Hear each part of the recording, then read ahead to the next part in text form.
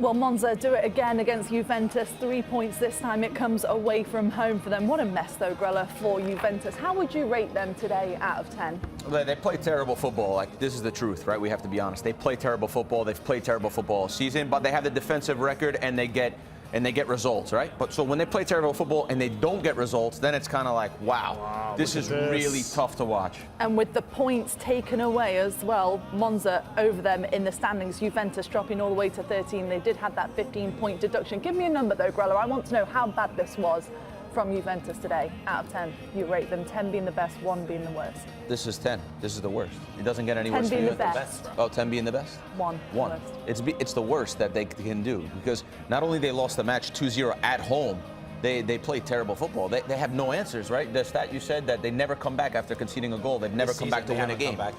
So there's been these sort of problems, major problems that have been swept under the carpet because of this defensive record and Allegri ball and this 5-3-2 where they sit in front of the net. But when you know the carpet gets lifted up, you see all these errors, and you have to also wonder. The point deduction, the stuff going on off the field, is that too much weight for them? No, you know? but it wasn't last week, right? Remember how nice that response was from Juventus right after the point deduction? They have a thriller at this stadium against Atalanta, and it was actually one of the best performances that we've seen from them all season, which is why this is even more perplexing. This went back to the worst possible version of that Allegri ball where they overlooked Monza? No, but I mean, they already lost the Monza when Palladino took over at the first half of the season. It's just that sometimes they go up against these teams that play that modern, attacking, high-press style of football, and they just can't get out of their own half. They can't string together more than a few passes. But this is a team that just came up from Serie B. This is the first season for Monza ever in Serie A. They couldn't do anything right today. I mean, even Bremer basically disallowed a goal for Juventus, heading it in an offside position when he didn't even need to touch the ball. We've seen him make mistakes recently, Bremer, but this is it was really poor. I mean, you know, you think that you have to be calm in moments. You have to have a clear head, and so much thinking, so much worrying about the style that they play.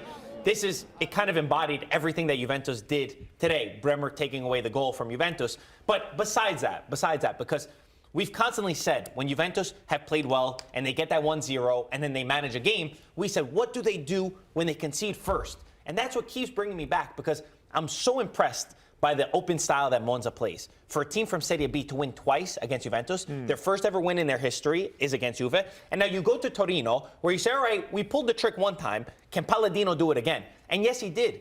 A young Italian coach who used to play for Juventus, who comes in with the right ideas and takes it to them. That's the sort of heart and spirit I think we need from even more Italian teams that come up from Serie B. You talk about soccer IQ, right? And soccer IQ is not only the IQ of understanding the game, but it's also how fast can you process plays. And Bremer, the problem with him has been the IQ, because, yeah, okay, he plays with 3 at the back. He plays with 2 center backs to side, and all he has to do is lock in on an attacker and go aggressive, and he's really good at that. But everything else, he's pretty poor at. On the ball, he's not the best. Moments like this in the box, I mean, the ball's going in. He just doesn't touch it. If he doesn't touch that ball, it's 2-1. Maybe Juventus gets back into it. Last year he was great at that decision kills the game. So his soccer IQ, for me, is concerning because it's not at the level of a Juventus And player. I suppose being at a centre-back as well, someone where you need to have that vision. How much pressure is on Allegri, though, Matteo, because there's so much happening with the club. The players aren't in good form.